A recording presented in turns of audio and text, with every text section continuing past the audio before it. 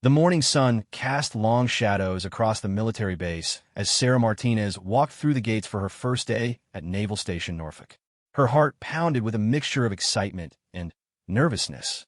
At 23, she had worked hard to earn her position as a communication specialist, and this assignment represented everything she had dreamed of since joining the Navy 2 years ago. Sarah's dark hair was pulled back in a regulation bun, and her crisp uniform bore the insignia she had earned through months of rigorous training. But it was the tattoo on her left forearm that made her stand out among her new colleagues. The intricate design featured an anchor intertwined with an eagle, surrounded by stars and waves. To Sarah, it represented her family's military heritage and her own dedication to serving her country. As she made her way to the communications building, Sarah couldn't help but notice the stares from other sailors. Some looked curious, others seemed disapproving. She had expected this reaction. Military regulations regarding tattoos had become more relaxed in recent years, but there were still those who held traditional views about body art in the service. The communications center buzzed with activity as Sarah reported for duty. Her supervisor, Chief Petty Officer Williams, was a stern woman in her 40s who had served for over 20 years. She looked Sarah up and down, her eyes lingering on the visible tattoo. "Martinez, right?" Chief Williams said, consulting her clipboard. "You're our new communications specialist." "Yes, Chief," Sarah replied, standing at attention. "I see you have some artwork there," Williams said, nodding toward Sarah's arm. "Make sure it doesn't interfere with your duties." Sarah felt her cheeks flush. "No, Chief, it won't." The morning passed quickly as Sarah familiarized herself with the communication systems and protocols.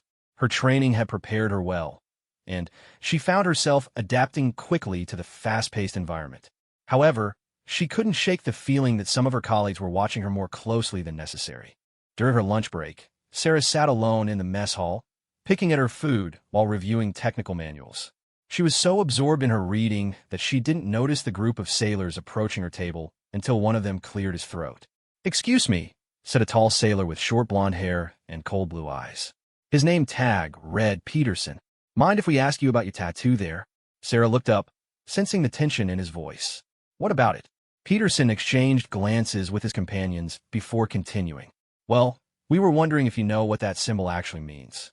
See, some of us have been in the Navy for a while, and we've never seen anything quite like that." Another sailor, a stocky man named Rodriguez, leaned forward. "Yeah, it looked kind of fancy for Navy ink. Almost like something you'd see in a magazine." Sarah felt her jaw tighten. "It's a personal design that represents my commitment to the Navy and my family's military service."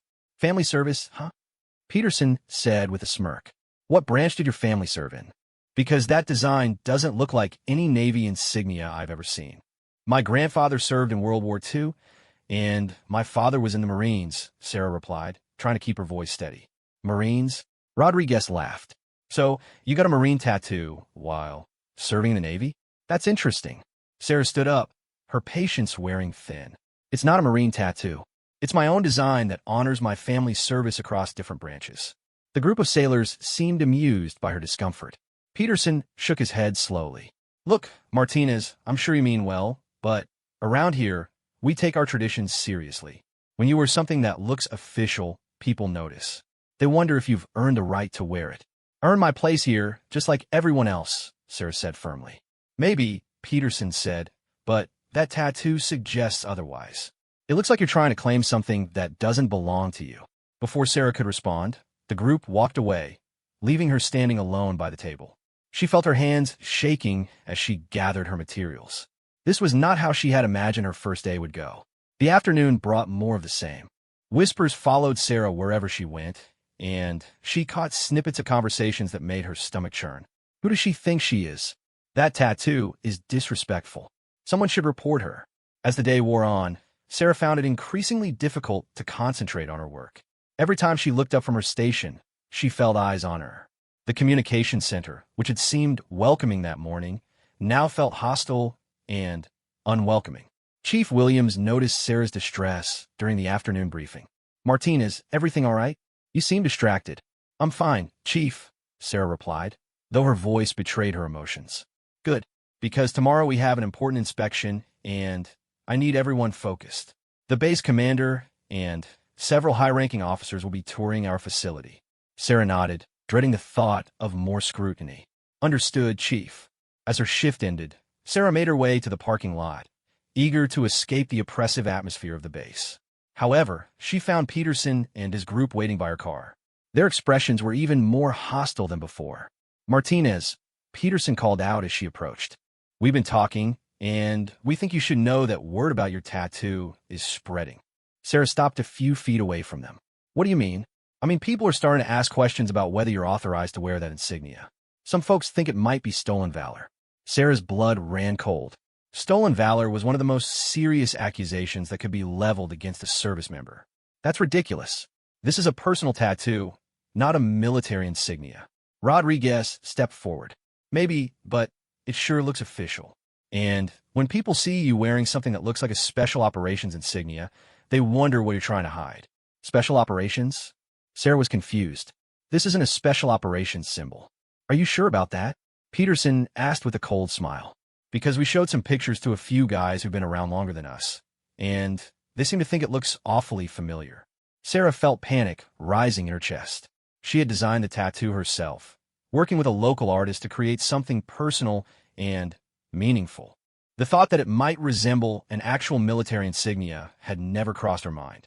Look, she said, trying to sound calm, I designed this tattoo to honor my family's service. If there's been some misunderstanding, I'm happy to clarify. Clarify? Peterson interrupted. The time for clarification is over, Martinez. Tomorrow, when those officers come through for inspection, they're going to see that tattoo. And when they do, they're going to have questions. Big questions. The group walked away, leaving Sarah standing alone in the parking lot. Her hands trembled as she fumbled with her car keys. She had joined the Navy to serve her country and honor her family's tradition of military service. Instead, she found herself facing accusations that could destroy her career before it had even begun. That evening, Sarah sat in her small apartment off base, staring at her tattoo in the bathroom mirror. The design that had once filled her with pride now seemed ominous and threatening. She tried to see it through the eyes of her accusers, looking for any resemblance to official military symbols. The anchor was a common Navy symbol, nothing unusual there. The eagle could be found in various military insignia, but it was also a symbol of American freedom. The stars and waves were decorative elements she had chosen for their aesthetic appeal. Taken together, the design was unique and personal, created specifically for her. But doubt crept in her mind. What if she had unknowingly incorporated elements from an actual military insignia? What if the tattoo artist had used reference materials without telling her? What if her accusers were right? Sarah pulled out her laptop and began searching military insignia databases, looking for any symbol that might resemble her tattoo. Hours passed as she scrolled through hundreds of images, comparing designs and studying details. The more she searched, the more anxious she became. Finally, exhausted and no closer to answers, Sarah closed the laptop and tried to sleep. But rest eluded her as she replayed the day's events in her mind. Tomorrow's inspection loomed large in her thoughts, and she wondered if her military career would survive the scrutiny that was sure to come. The next morning arrived gray and overcast, matching Sarah's mood as she prepared for what might be the most important day of her young naval career. She dressed carefully, making sure her uniform was perfect in every detail. The tattoo on her arm seemed to mock her efforts at professionalism. As Sarah walked through the base gates, she noticed more stares than usual. Word had spread overnight, and it seemed like everyone knew about the controversy surrounding her tattoo. Some faces showed curiosity, others showed judgment, and a few showed what might have been sympathy. The communication center was a buzz of activity as preparations for the inspection reached their peak. Chief Williams moved through the facility like a general preparing for battle, checking every detail and ensuring that all systems were operating flawlessly. Martinez, she called out as Sarah took her position at the communications console. I need you sharp today. No distractions, no mistakes. Understood. Yes, Chief, Sarah replied, though her voice sounded hollow even to her own ears. As the morning progressed, Sarah tried to focus on her duties, but the weight of the impending inspection pressed down on her like a physical burden. Every time the door opened, she expected to see a parade of high-ranking officers ready to interrogate her about her tattoo. Around mid-morning, Chief Williams received a call that made her face go pale. She hung up the phone and immediately called for attention. "Listen up, everyone," she announced. "The inspection team is arriving earlier than expected. They'll be here in 15 minutes. I want everyone at their stations looking sharp and ready to demonstrate our capabilities." Sarah's heart began to race. 15 minutes. In 15 minutes, her career might be over. The minutes crawled by like hours as Sarah sat at her station, trying to appear calm and professional while her mind raced with worst-case scenarios. She imagined being called out in front of everyone, having her tattoo examined and questioned, being accused of stolen valor in front of the entire command structure. Finally, the moment arrived. The doors to the communications center opened, and a group of officers entered in dress uniforms. Sarah recognized the base commander, Admiral Richardson, from photographs, but there were several other officers she didn't know. One figure in particular caught her attention, a tall man with steel-gray hair and intense blue eyes, wearing the insignia of a Navy SEAL commander. As the group moved through the facility, Chief Williams provided commentary on their operations and capabilities. Sarah tried to make herself invisible at her station, but she could feel the officers' eyes scanning the room, taking in every detail. The inspection seemed to be going smoothly until the group reached Sarah's station. Admiral Richardson paused, looking at the displays and equipment, while Chief Williams explained the communication protocols they used for ship-to-shore operations. It was then that the SEAL commander's gaze fell on Sarah's arm. His expression changed from mild interest to sharp focus as he studied her tattoo. For a moment, time seemed to stand still as their eyes met across the room. Sarah felt her breath catch in her throat. This was it. This was the moment she had been dreading. The commander's intense stare seemed to see right through her, and she was certain that her worst fears were about to be realized. But instead of calling her out or making a scene, the commander simply nodded slightly and continued with the group. Sarah exhaled slowly, not sure if she had just been spared or if the reckoning was simply being delayed. As the inspection team prepared to move on to the next facility, Sarah allowed herself a moment of hope. Maybe the controversy would blow over. Maybe the officers hadn't noticed or didn't care about her tattoo. Maybe she could continue serving without having to defend herself against accusations she didn't fully understand. But as the group reached the door, the SEAL commander stopped and turned back toward the room. His gaze found Sarah again, and this time he began walking directly toward her station. The hope that had begun to bloom in Sarah's chest withered and died as she realized that her ordeal was far from over. Commander Jake Sullivan had seen many things in his 22 years of military service. As a Navy SEAL, he had operated in the most dangerous corners of the world, led men through impossible missions, and faced death more times than he cared to count. But the sight of the young sailor's tattoo had triggered something in him that he hadn't expected, a flash of recognition that sent his mind racing back through years of classified operations and lost friends. As he approached Sarah's station, the communications center fell silent. Every person in the room could feel the tension crackling in the air like electricity before a storm. Chief Williams stepped forward, her face pale with concern. "Commander Sullivan, is there something?" she began. "Stand down, Chief," Sullivan said quietly, his eyes never leaving Sarah's tattoo. "I need to speak with this sailor." Sarah felt her world tilting on its axis as the imposing figure of the SEAL commander approached. His dress blue uniform was immaculate, decorated with ribbons and medals that spoke of countless deployments and dangerous missions. The trident insignia on his chest seemed to gleam under the fluorescent lights, a symbol of the elite brotherhood he belonged to. "What's your name, sailor?" Sullivan asked, his voice carrying the authority of someone accustomed to command. "Communications Specialist Martinez, sir," Sarah managed to say, her voice barely above a whisper. Sullivan moved closer, studying her tattoo with an intensity that made Sarah want to hide her arm behind her back. She could see the muscles in his jaw working as he examined every detail of the design. The room around them seemed to fade away as the commander's focus narrowed to the artwork on her forearm. "Where did you get this tattoo, Martinez?" Sullivan asked. Sarah's mouth went dry. This was the question she had been dreading, the moment when all the whispers and accusations would finally come to a head. "I had it done at a shop called Anchor Deep Tattoo in Virginia Beach, sir. About 6 months ago." "Who designed it?" "I did, sir, with help from the artist. It's meant to honor my family's military service." Sullivan's expression was unreadable as he continued to study the tattoo. Sarah could hear the whispers starting up around the room again, soft voices speculating about what was happening. She caught fragments of conversations, stolen valor, fake insignia. About time someone called her out. Admiral Richardson approached, clearly concerned about the disruption to his inspection. "Commander, is there a problem here?" Sullivan held up a hand without taking his eyes off Sarah's tattoo. "Give me a moment, Admiral." The silence stretched on for what felt like an eternity. Sarah could feel sweat beading on her forehead despite the air conditioning.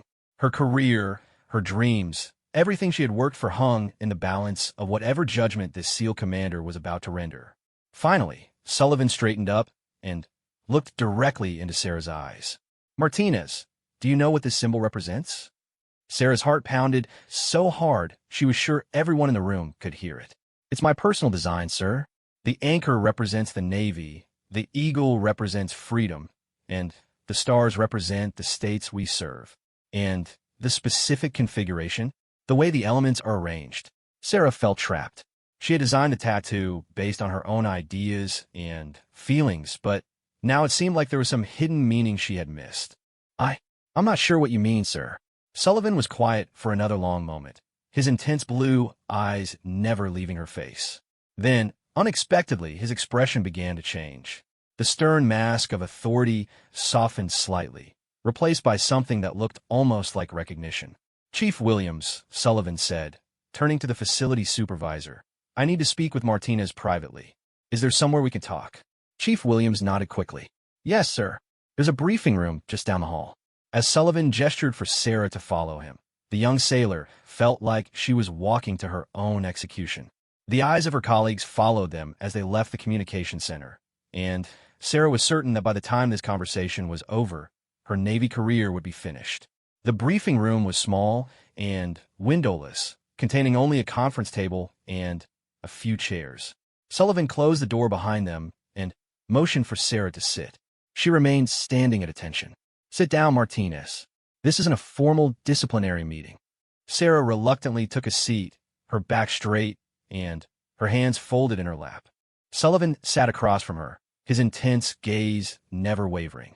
"Tell me about your family's military service," he said. The question caught Sarah off guard. She had expected to be interrogated about her tattoo, not about her family history. "My grandfather served in the Pacific during World War II, sir. He was on the USS Indianapolis when it was sunk. My father was a Marine, served 2 tours in Iraq." Sullivan nodded slowly. "And what inspired you to join the Navy instead of the Marines like your father?" Sarah felt some of her tension easing slightly. "My grandfather's stories, sir. He used to tell me about life aboard ship, about the camaraderie among sailors. He said the Navy was a family, and that family took care of each other. You sound like a wise man. What would he think of the treatment you've been receiving here?" The question hit Sarah like a physical blow. She hadn't realized that Sullivan had been aware of the harassment she had been enduring. "Sir, how did you know?" "I have eyes, Martinez, and I've been around long enough to recognize the signs. You've been dealing with accusations, haven't you? People questioning your tattoo, suggesting it represents something it doesn't." Sarah felt tears threatening to spill from her eyes, but she fought them back. "Yes, sir. Some of my colleagues think it might be stolen valor, that I'm wearing insignia I haven't earned." Sullivan leaned back in his chair, studying her face. "And what do you think?" "I think they might be right, sir." The admission came out as barely a whisper. "I designed a tattoo myself, but what if I accidentally used elements from a real military symbol? What if I've been wearing something I don't deserve?" For the first time since entering the room, Sullivan smiled. It was a small, sad smile that transformed his stern features. "Martinez, do you know what this meeting is really about?" Sarah shook her head, confused by the sudden change in his demeanor. 3 years ago, I lost 8 men during a classified operation. Good men, brave men, who gave their lives for their country and their teammates. Before that mission, they had designed a unit patch to commemorate their deployment. Something personal, something that would represent their bond as a team. Sarah felt her breath catch as Sullivan continued. The design featured an anchor intertwined with an eagle, surrounded by stars and waves. It was meant to honor their Navy heritage while acknowledging their role as warriors. They were proud of that design, and they wore with honor. The room seemed to spin around Sarah as the implications of Sullivan's words sank in. Her tattoo, her personal design that was meant to honor her family service, was apparently identical or nearly identical to a military unit patch. "Sir, I had no idea," she whispered. "I never meant to dishonor anyone's memory." Sullivan held up a hand to stop her. "Let me finish. Those 8 men died during a mission that was later classified above my clearance level. The unit patch they designed was never officially approved or documented. As far as the Navy was concerned, it never existed." Sarah stared at him in confusion. "I don't understand, sir. After the mission, I tried to get their patch officially recognized. I wanted their sacrifice to be remembered, their design to be honored. But bureaucracy and classification levels got in the way. The design was buried in classified files, known only to a handful of people who were on that operation." Sullivan stood up and walked to the small whiteboard on the wall, picking up a marker. With quick practice strokes, he began drawing. Sarah watched in amazement as he recreated a design that was nearly identical to her tattoo. "This is what they designed," Sullivan said, setting down the marker. "Tell me, Martinez, how did you come up with a design that's almost identical to something that was created by 8 Navy SEALs and buried in classified files?" Sarah felt dizzy with confusion and fear. "Sir, I swear to you, I designed this myself. I worked with a tattoo artist for weeks on the details. We used reference books and online images, but I never saw this design." Sullivan studied her face carefully, as if trying to read her very soul. "I believe you, Martinez, which means we have a very interesting coincidence on our hands." "Coincidence, sir? Your grandfather served on the USS Indianapolis. One of my fallen teammates, Petty Officer Second Class Michael Torres, was the great-nephew of an Indianapolis survivor.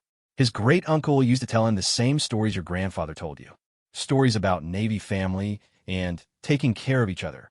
Sarah felt goosebumps rising on her arms as Sullivan continued. "Torres designed the eagle portion of the patch. He said it represented the spirit of the sailors who came before us, the ones who sacrificed everything for their shipmates. The anchor was added by Chief Petty Officer David Kim, whose family had served in the Navy for 3 generations. The stars were Seaman Rodriguez's contribution. He said they represented the states we protected, but also the brothers we lost along the way." Sullivan returned to his seat, his intense gaze fixed on Sarah's face. 8 good men created a design to honor their service and their bond. 3 years later, a young sailor creates an almost identical design to honor her family's service and her commitment to the Navy.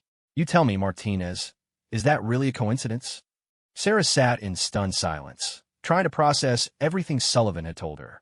The tattoo that had brought her so much grief and accusation was connected to fallen heroes in ways she could never have imagined. "Sir, what does this mean? What am I supposed to do with this information?" Sullivan was quiet for a long moment before answering. "It means, Martinez, that maybe those 8 men found a way to be remembered after all. Maybe they found someone worthy to carry on their design, even if she didn't know she was doing it." Tears finally spilled from Sarah's eyes as the weight of Sullivan's words hit her. "But everyone thinks I'm a fraud. They think I'm wearing something I don't deserve. And that's where the problem lies," Sullivan said, his voice growing hard again. "Too many people in this Navy have forgotten what service really means. They've gotten so caught up in regulations and traditions that they've lost sight of the heart of what we do." Sullivan stood up and moved toward the door. "Come with me, Martinez. It's time we addressed this situation properly." As they walked back toward the communication center, Sarah felt like she was living in a dream. Everything she thought she knew about her tattoo, about the accusations against her, had been turned upside down in the span of a few minutes. "Commander," she said as they approached the door, "what are you going to tell everyone?" Sullivan paused with his hand on the door handle. "I'm going to tell them the truth, Martinez. All of it. And then we're going to find out who in this command has forgotten what it means to support their fellow sailors." The door opened, and they stepped back into the communication center. Sarah could feel the eyes of everyone in the room turning toward them, and she saw Peterson and his group standing near the far wall, smirks on their faces as they waited to see her humiliation. But as Commander Sullivan stepped forward to address the assembled sailors, Sarah realized that the humiliation was about to fall on very different shoulders than anyone had expected.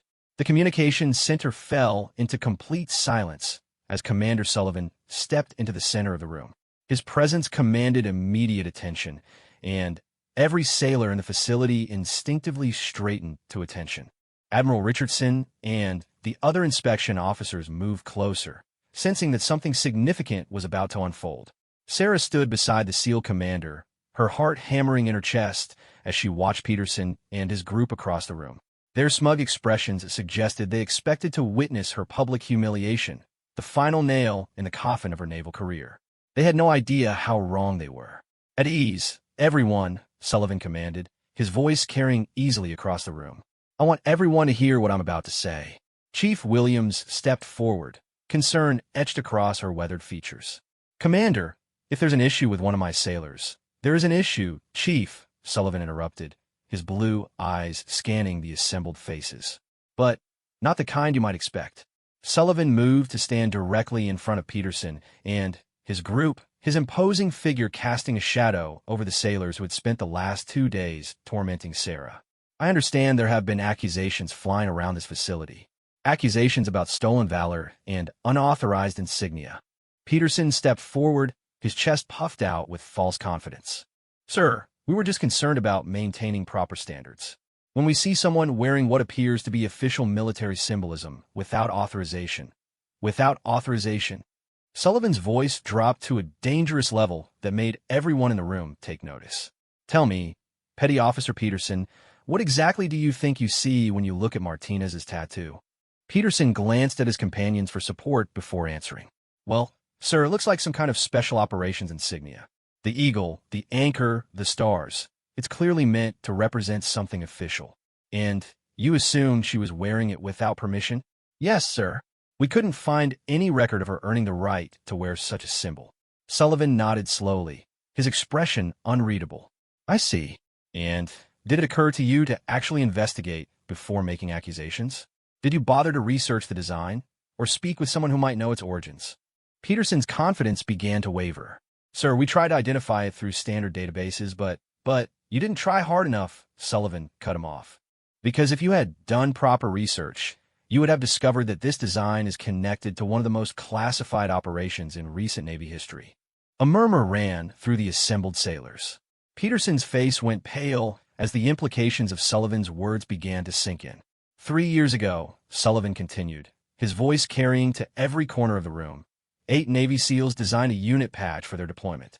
These were not ordinary sailors, but elite warriors who had dedicated their lives to protecting this country and their teammates. Sullivan began moving through the crowd, making eye contact with each sailor as he spoke. The design featured an anchor intertwined with an eagle, surrounded by stars and waves. It was their way of honoring their Navy heritage while acknowledging their role as guardians of freedom. Sarah watched in amazement as the mood in the room began to shift.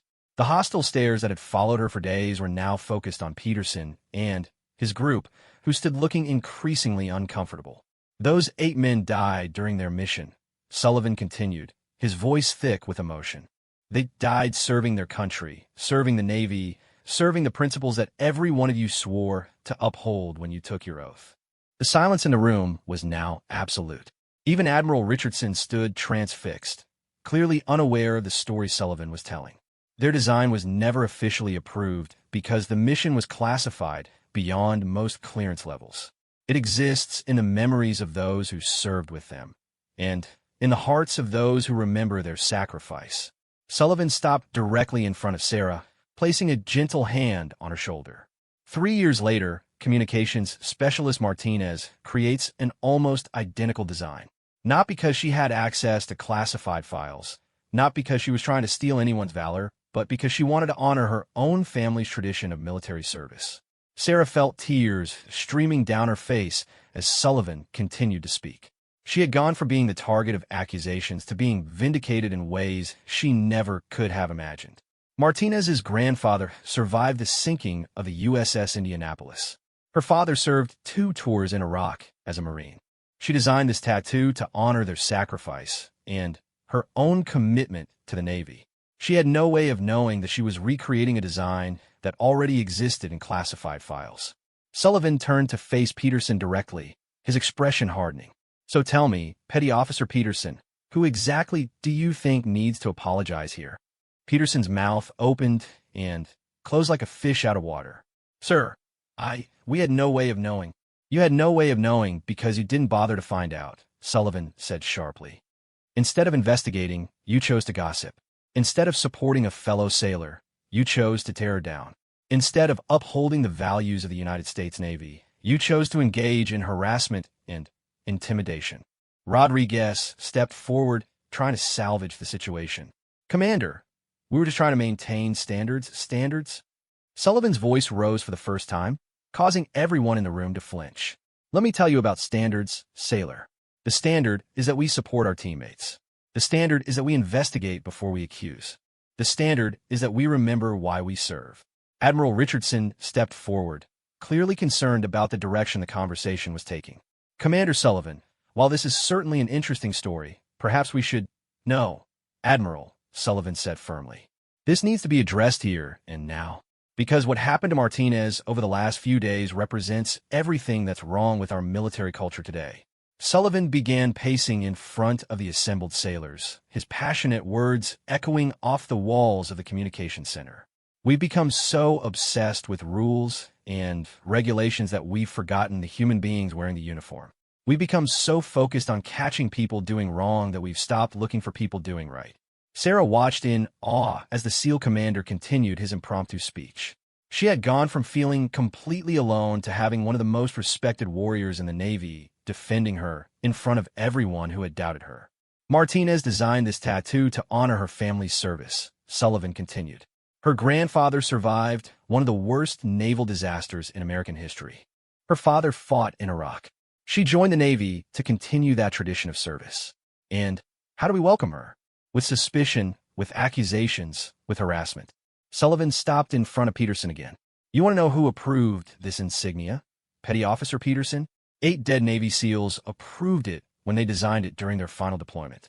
Martinez approved it when she decided to honor her family's sacrifice. And I'm approving it right now as someone who knew those 8 men and watched them die for their country. The room was so quiet that Sarah could hear the humming of the communication equipment. Peterson and his group stood looking mortified, clearly realizing the gravity of their mistake. But there's more, Sullivan said, his voice growing even more intense. Because this incident reveals something that I find deeply disturbing about this command. Chief Williams stepped forward nervously. Sir, if there are issues with my facility— Chief, where were you when Martinez was being harassed? Sullivan asked pointedly. Where was the leadership when a young sailor was being accused of stolen valor without any investigation? Where was the Navy family that Martinez's grandfather told her about? The question hung in the air like an accusation. Chief Williams looked uncomfortable, but didn't have an answer. I'll tell you where the leadership was, Sullivan continued. It was missing. It was absent when it was needed most. It was too busy with inspections and paperwork to notice that one of its sailors was being torn apart by baseless accusations. Admiral Richardson's face was grim as he processed Sullivan's words. Commander, you're making some serious accusations about command climate here. Yes, sir, I am, Sullivan replied without hesitation. Because this isn't just about one tattoo or one sailor. This is about the culture we've created where assumptions are treated as facts, where gossip is treated as investigation, and where attacking fellow sailors is treated as maintaining standards. Sullivan turned to address the entire room again. Every person in this facility knew what was happening to Martinez. You all heard the whispers, saw the looks, witnessed the harassment. And not one of you stood up for her. Not one of you questioned the accusations. Not one of you remembered that she was part of the Navy family. Sarah felt overwhelmed by the support Sullivan was showing her, but also saddened by the truth of his words. For 2 days, she had faced accusations and hostility, and no one had come to her defense until now. So here's what's going to happen, Sullivan announced, his command voice echoing through the facility. First, Peterson, Rodriguez, and everyone else involved in harassing Martinez are going to formally apologize. Not just to her, but to the memory of the 8 SEALs whose design they insulted with their ignorant accusations. Peterson started to protest, but Sullivan cut him off with a glare. Second, this entire facility is going to undergo sensitivity training about military culture and the proper way to handle concerns about fellow sailors. Because what happened here should never happen again. Sullivan paused, looking around the room at every face. And third, Martinez is going to continue wearing that tattoo with pride because she has earned the right to honor her family's service and her own commitment to the Navy. Anyone who has a problem with that can come talk to me directly. The challenge in Sullivan's voice was unmistakable. No one in the room was foolish enough to take him up on it. Admiral Richardson stepped forward, his expression serious. Commander Sullivan, this has been enlightening. I think we need to discuss this situation further in my office. Yes, sir, Sullivan agreed. But first, I want to hear those apologies. All eyes turned to Peterson, who stood looking like he wanted to disappear into the floor. The sailor who had been so confident in his accusations just minutes earlier now looked small and ashamed. Martinez, Peterson said quietly, I apologize. I was wrong to make assumptions about your tattoo. I was wrong to spread rumors without investigating. I'm sorry. One by one, the other sailors involved in harassment offered their apologies. Some seemed sincere, others appeared to be going through the motions, but all of them acknowledged their mistakes. Sarah accepted each apology with grace, though her emotions were still in turmoil. Everything had changed so quickly that she was struggling to process it all. Thank you, Sullivan said to the assembled sailors. Now get back to your duties. And remember what you've learned here today. As the crowd began to disperse, Sullivan turned to Sarah. Martinez, walk with me. They stepped outside the communication center, where the afternoon sun was beginning to cast long shadows across the base. Sarah felt like she was emerging from a long, dark tunnel into the light. How are you holding up? Sullivan asked, his stern expression softening. I don't know, sir, Sarah admitted. I'm grateful for what you did in there, but I'm also confused. How is it possible that I created a design identical to something that already existed? Sullivan was quiet for a moment before answering.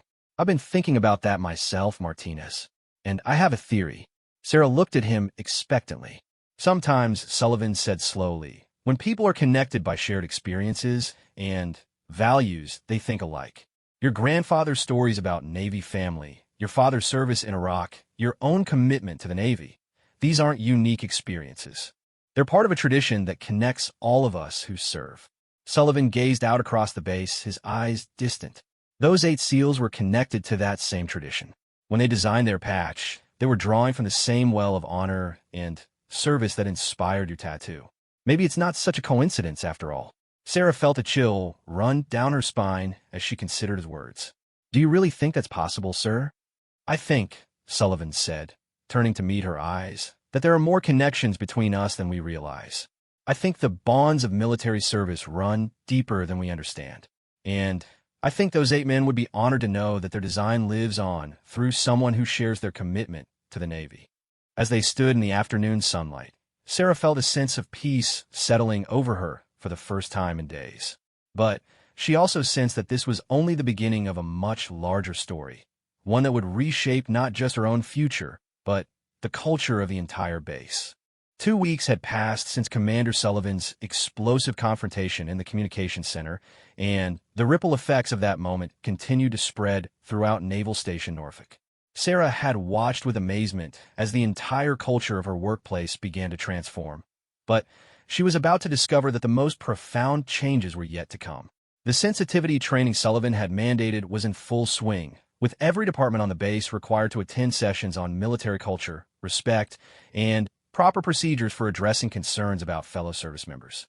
Sarah had been asked to participate in several of these sessions, sharing her experience and helping others understand the human cost of unfounded accusations. It was during one of these training sessions that Sarah first noticed the woman sitting in the back row. She was older, perhaps in her 50s, with graying hair pulled back in a simple ponytail and intelligent brown eyes that seemed to take in everything around her. There was something about her that stood apart from the other civilian contractors and base personnel in attendance. After the session ended, the woman approached Sarah as she was packing up her materials. Excuse me, Specialist Martinez, the woman said, her voice carrying a slight accent that Sarah couldn't quite place. My name is Elena Torres. I was wondering if I could speak with you privately. Sarah looked at the woman more closely, noting the sadness in her eyes despite her gentle smile. Of course, ma'am. What can I help you with? Elena glanced around the nearly empty conference room. It's about your tattoo, actually, and about my son. Sarah felt her stomach tighten. Over the past 2 weeks, she had received numerous visitors, some supportive, others curious, and a few who were skeptical of Commander Sullivan's account. She had learned to be cautious about discussing the topic with strangers. I'm sorry, Mrs. Torres, but if this is about the authenticity of my tattoo or the story Commander Sullivan told— Oh no, dear, Elena interrupted gently. I'm not here to question anything. I'm here because I believe Commander Sullivan was telling the truth. You see, my son was one of the 8 SEALs who designed that patch. Sarah's eyes widened in shock. She stared at Elena, searching her face for any sign of deception, but found only sincerity and a deep, abiding sadness. Your son was Michael Torres, Petty Officer 2nd Class, Elena said, her voice thick with emotion. He was 26 years old when he died during that classified mission 3 years ago. Sarah felt her knees go weak. She grabbed onto the back of a nearby chair for support. Mrs. Torres, I don't know what to say. Commander Sullivan mentioned your son when he told me about the patch design. Elena nodded, tears beginning to form in her eyes. He told me about his conversation with you, about how Michael's great-uncle served on the USS Indianapolis, just like your grandfather, about how Michael used to listen to stories about Navy brotherhood and taking care of each other. The 2 women stood in silence for a moment, connected by grief and service in ways that seemed almost impossible. Finally, Elena reached in her purse and pulled out a faded photograph. This is Michael, she said, handing the picture to Sarah. This was taken just before his final deployment. Sarah looked at the photograph and saw a young man with kind eyes and a warm smile, wearing his dress blue uniform with obvious pride. There was something familiar about his face, though Sarah was certain she had never seen him before. He looks like he was a good man, Sarah said softly. He was, Elena replied. He joined the Navy because he wanted to serve something bigger than himself. Just like you did. Elena pulled out another item from her purse, a small piece of fabric with an embroidered design. Sarah gasped when she saw it. The patch was nearly identical to her tattoo, featuring the same intertwined anchor and eagle, surrounded by the same pattern of stars and waves. This was the prototype patch that Michael and his team designed, Elena explained. He sent it to me in his last letter home. He was so proud of what they had created together. Sarah stared at the patch, overwhelmed by the tangible proof of the story Sullivan had told. Mrs. Torres, I want you to know that I never intended to copy this design. I had no idea it existed. Elena placed a gentle hand on Sarah's arm. I know, dear. And that's what makes this so remarkable.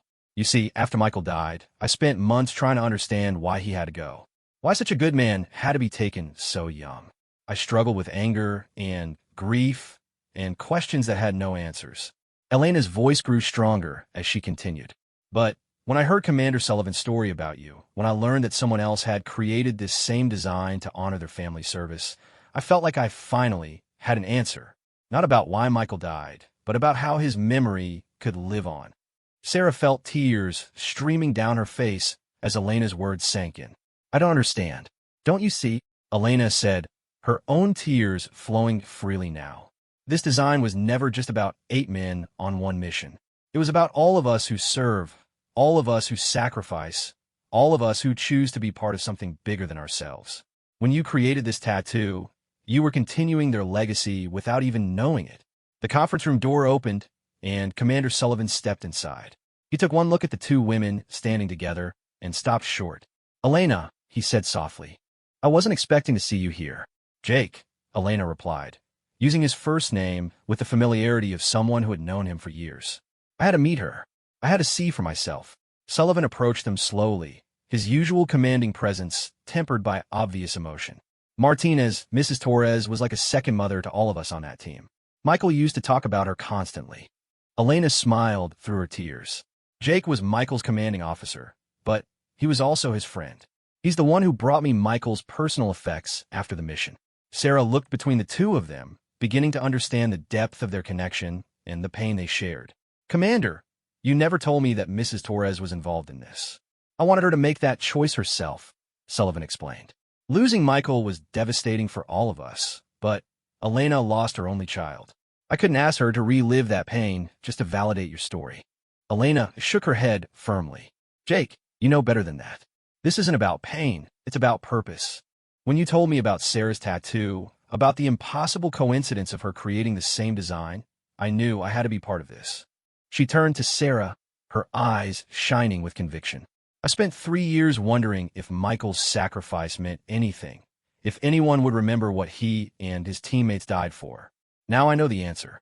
Sullivan stepped closer to the two women. Elena has an idea, Martinez. Something that could turn this whole situation into something positive. Sarah wiped her eyes and tried to compose herself. What kind of idea?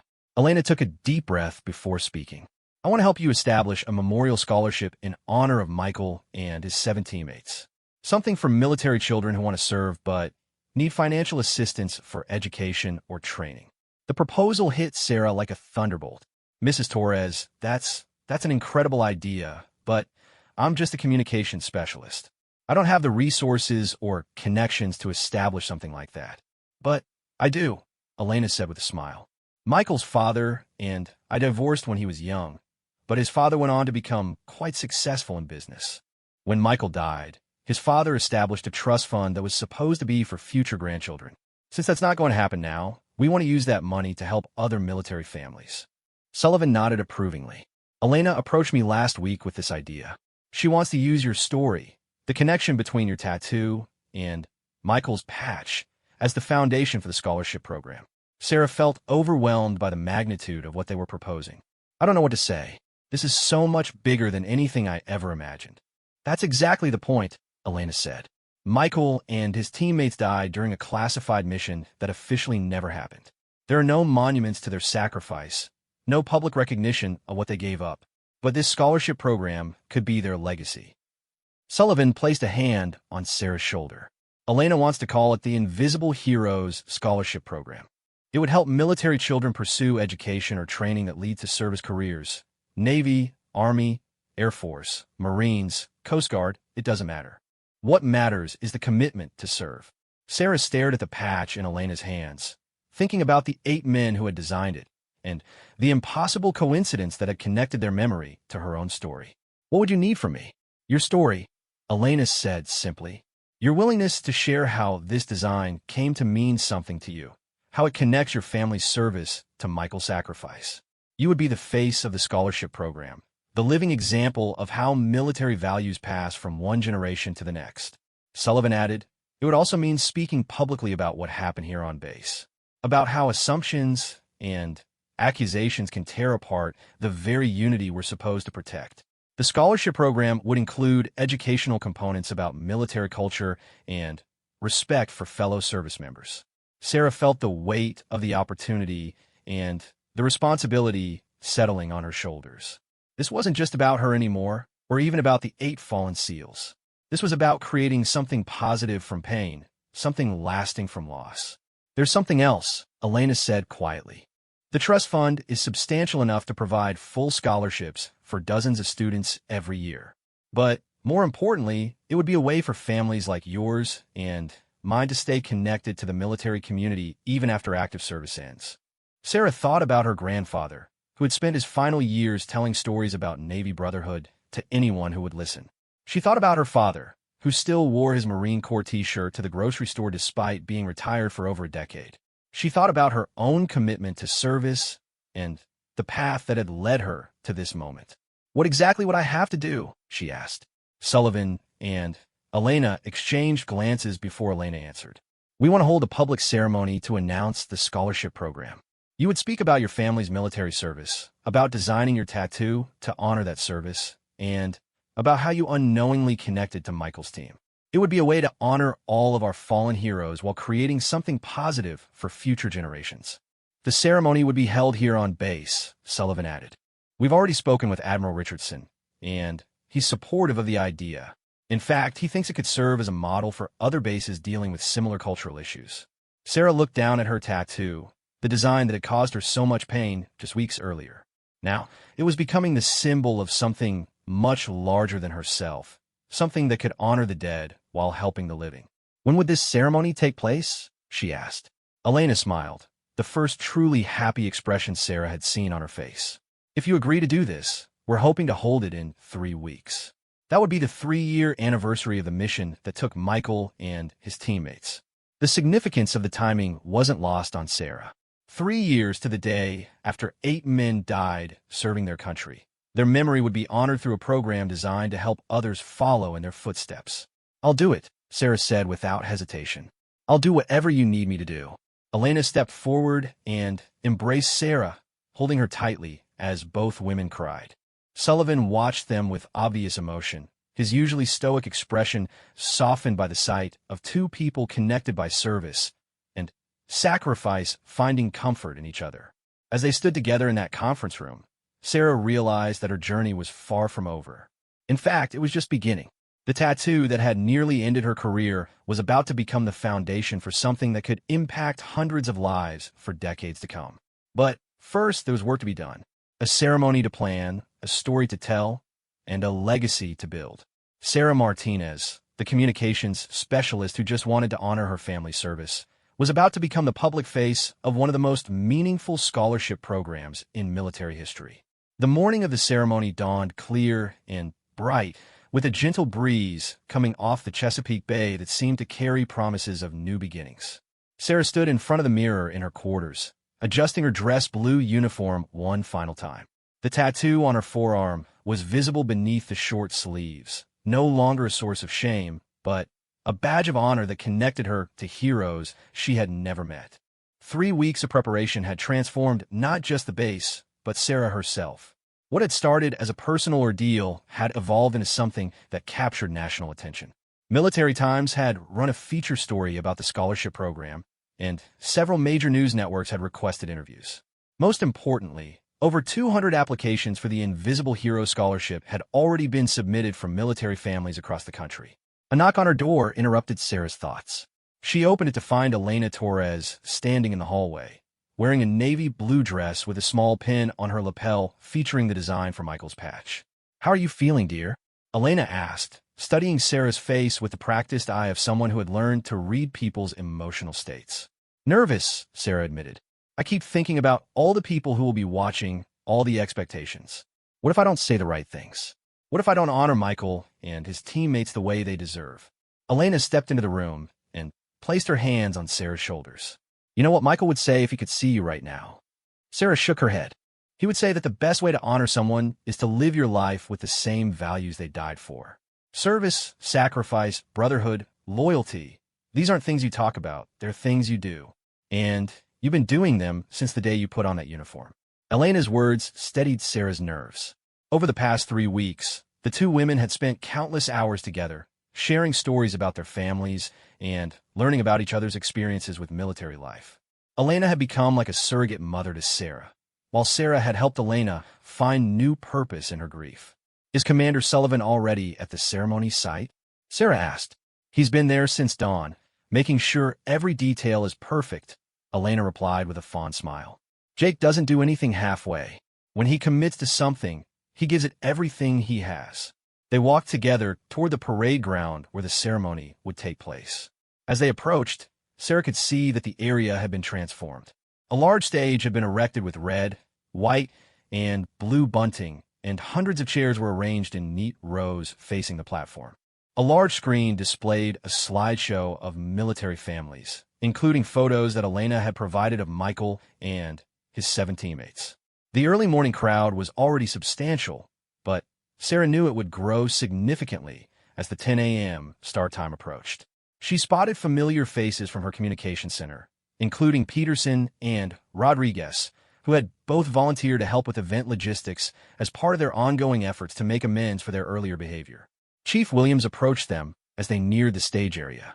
"Martinez, Mrs. Torres, good morning. Sarah, I wanted you to know that we've had calls from over a dozen other Navy bases asking for information about replicating the scholarship program. What started here is spreading throughout the entire service." Sarah felt a surge of pride mixed with humility. "That's wonderful, Chief. I hope it helps other families." "It already is," Chief Williams replied. "We received a call yesterday from a Navy wife in San Diego whose husband was killed in Afghanistan 2 years ago. She wants to establish a similar program on the West Coast using your ceremony as a model." As more people arrived, Sarah recognized faces from throughout the base. Admiral Richardson was present, along with several other high-ranking officers from Norfolk and other nearby installations. She was surprised to see representatives from the other service branches as well: Army, Air Force, Marines, and Coast Guard officers who had come to show their support for the program. Commander Sullivan approached their group, looking impressive in his dress blue uniform with all of his ribbons and decorations on display. His usually stern expression was softer than normal, though Sarah could see the emotion he was working to keep under control. "Martinez, you ready for this?" he asked. "I think so, sir. Mrs. Torres has been helping me stay focused on what's really important here." Sullivan nodded approvingly. "Good, because there are some people here I want you to meet before we start." He led Sarah and Elena to a small group of people standing near the side of the stage. As they approached, Sarah realized these weren't just random attendees. They were clearly military families, and there was something familiar about their bearing and the way they carried themselves. "Martinez, I'd like you to meet some special guests," Sullivan said. "These are the families of the other 7 men who died with Michael." Sarah's breath caught in her throat as she looked at the group of people before her. An elderly couple who carried themselves with quiet dignity, a middle-aged woman with her teenage daughter, a younger couple with 2 small children, and others whose loss was written in the lines of their faces and the sadness in their eyes. Elena stepped forward to embrace each of them in turn, clearly having developed relationships with these families over the years since the mission. "Sarah," she said, "I want you to meet the people who understand what today really means." One by one, the families introduced themselves. There were parents, siblings, spouses, and children, all connected by the common bond of having lost someone they loved during that classified mission 3 years earlier. An older man with silver hair and kind eyes stepped forward. "MS. Martinez, I'm Robert Kim, David's father. Commander Sullivan told us about your tattoo and how it matches the design our boys created. I want to thank you for giving their memory new life." A young woman holding a toddler's hand spoke next. "I'm Jennifer Walsh, Tony's widow. This is our daughter Emma. She was just born when Tony deployed for the last time. Someday I'll be able to tell her about the scholarship program that was created in her daddy's honor." Each introduction felt like a weight and a blessing simultaneously. These families had endured unimaginable loss, yet they were here to support a program that would help other military children pursue their dreams. Their strength and grace humbled Sarah completely. "I don't know how to thank you all for being here," Sarah said, her voice thick with emotion. "I never expected that something that started with accusations and misunderstandings would lead to this." David Kim's father smiled gently. "Sometimes the best things come from the worst situations, Ms. Martinez. Our boys died serving their country, but their deaths seemed meaningless because no one could acknowledge their sacrifice. This scholarship program gives their deaths purpose again." As the 10 a.m. start time approached, the ceremony participants took their positions on the stage. Sarah found herself seated between Elena and Commander Sullivan, looking out at a crowd that had grown to over 500 people. The diversity of the audience amazed her. Active duty service members from all branches, veterans, military families, local civilians, and even some of the reporters who had come to cover the story. Admiral Richardson served as the master of ceremonies, opening with remarks about the importance of military families and the bonds that connect all who serve. He spoke eloquently about the courage required to put on the uniform, but also about the courage required to support those who wear it. When Elena was introduced to speak about her son and the scholarship program, she rose gracefully and approached the podium with quiet confidence. Sarah watched as this woman who had endured such devastating loss found the strength to honor her son's memory while helping others. 3 years ago today, I lost my only child," Elena began, her voice carrying clearly across the assembled crowd. "Michael Torres was 26 years old, a Navy SEAL, and the most dedicated person I've ever known. He died during a classified mission that officially never happened, alongside 7 teammates who were equally dedicated to serving their country." Elena paused, looking out at the sea of faces before continuing. "For 3 years, I struggled with the meaninglessness of their deaths. How could 8 good men die for a mission that no one could acknowledge? How could their sacrifice matter if no one could talk about it?" She gestured towards Sarah. "Then I met a young sailor who had unknowingly recreated the design that Michael and his teammates had created to honor their service. Not because she had access to classified information, but because she shared their values, their commitment, their understanding of what it means to serve something bigger than yourself." Elena's voice grew stronger as she continued. "Today, we're not just honoring 8 men who died serving their country. We're honoring all the families who choose to serve, all the children who grow up understanding sacrifice, and all the young people who will benefit from the scholarship program we're announcing. The applause was thunderous as Elena concluded her remarks and returned to her seat. Admiral Richardson then introduced Commander Sullivan, who approached the podium with his characteristic purposeful stride. "Ladies and gentlemen," Sullivan began, "3 weeks ago, I witnessed something that disturbed me deeply. I saw a young sailor being harassed and accused based on assumptions and ignorance. I saw a military community that had forgotten one of its most basic principles, that we support our own." Sullivan's voice carried the authority of someone who had led men in combat, but also the passion of someone who truly believed in the values he was defending. What happened to communications specialist Martinez was unacceptable, but it was also an opportunity to remember why we serve, and an opportunity to create something positive from a negative situation. He turned a gesture toward the families of the fallen SEALs. "The Invisible Heroes Scholarship Program will ensure that the sacrifice of 8 brave men continues to serve their country for generations to come. Every young person who receives this scholarship will carry forward their legacy of service and dedication." Sullivan's remarks were met with sustained applause, but Sarah barely heard it. Her mind was racing as she prepared for her own speech, the culmination of weeks of preparation and a lifetime of experiences that had led her to this moment. When Admiral Richardson introduced her as the final speaker, Sarah rose on unsteady legs and approached the podium. The crowd fell silent, and she could see hundreds of faces looking up at her expectantly. For a moment, she felt overwhelmed by the magnitude of the moment. Then she looked down at her tattoo, and she remembered why she was there. "My name is Sarah Martinez," she began, "and I'm a communications specialist in the United States Navy. 3 weeks ago, I thought my naval career was over because some of my fellow sailors believed I was wearing a tattoo that represented stolen valor." Sarah paused, looking out at the crowd that included many of the people who had witnessed her ordeal. "I designed this tattoo to honor my grandfather, who survived the sinking of the USS Indianapolis, and my father, who served 2 tours in Iraq as a Marine. I wanted to carry their legacy of service with me wherever I went." She gestured toward the screen behind her, which now displayed the image of Michael's patch alongside a photo of her tattoo. "What I didn't know was that 8 Navy SEALs had created an almost identical design 3 years earlier. What I didn't know was that their design had been buried in classified files, forgotten by everyone except the men who had served with them." Sarah's voice grew stronger as she continued. "But Commander Sullivan helped me understand that this wasn't a coincidence. This was a connection that spans generations of military families, a connection that links all of us who choose to serve, a connection that proves the bonds of military brotherhood are stronger than death itself." She looked directly at the families of the fallen SEALs, drawing strength from their presence. Michael Torres and his 7 teammates died, serving their country in a mission that couldn't be acknowledged. But their sacrifice wasn't meaningless, and it wasn't forgotten. It lives on in every person who chooses to serve, in every family that supports that choice, and in every young person who will receive a scholarship from the program we're launching today. Sarah's final words rang out across the parade ground with conviction and passion.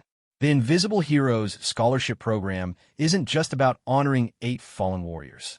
It's about recognizing that service is a calling that passes from one generation to the next, that sacrifice is meaningful even when it can't be acknowledged, and that the bond between military families are stronger than any force that seeks to divide us. As Sarah concluded her remarks and stepped back from the podium, the entire crowd rose in a standing ovation that lasted for several minutes. She looked out at the sea of faces, active duty service members, veterans, military families, and civilians, all united in their appreciation for service and sacrifice. But what moved her most was the sight of Elena Torres wiping tears from her eyes while applauding, her face radiant with a joy that Sarah hadn't seen there before. Beside her, the families of the other fallen SEALs were also on their feet, their applause a tribute not just to Sarah's words, but to the memory of their loved ones who had finally found a way to be remembered. As the ceremony concluded and people began to approach the stage to congratulate Sarah and learn more about the scholarship program, she realized that her journey had come full circle. The tattoo that had nearly destroyed her career had become a symbol of a program that would help hundreds of military children pursue their dreams of service. More importantly, she had learned that sometimes the most meaningful connections are the ones we never see coming, and that the greatest honors are often born from the deepest pain. The 8 Navy SEALs who had died 3 years earlier had finally found their memorial, not in stone and bronze, but in the lives they would touch through generations of scholarship recipients. Sarah Martinez had joined the Navy to serve her country and honor her family's military tradition. She had never imagined that she would become the face of a national scholarship program, or that her personal tattoo would connect her to heroes she had never met. But as she stood on that stage, surrounded by military families and fellow service members, she understood that this was exactly where she was supposed to be. The invisible heroes would be invisible no longer, and their legacy would live on in every young person who chose to answer the call to serve. Sarah's tattoo had become more than just body art. It had become a symbol of the unbreakable bonds that connect all who wear the uniform, and a testament to the truth that no sacrifice is ever truly forgotten. As the crowd finally began to disperse and the families of the fallen SEALs gathered around Sarah for photos and conversation, she knew that this was not an ending, but a beginning. The Invisible Heroes Scholarship Program would grow and evolve, touching lives across the country and around the world. And at its heart would always be the story of 8 brave men who designed a patch to honor their service, and a young sailor who unknowingly carried their legacy forward into a new generation. The mockery had become meaning, the accusations had become action, and the pain had become purpose. Sarah Martinez had found her place in the long line of military families who choose to serve, and she would carry that honor with pride for the rest of her life.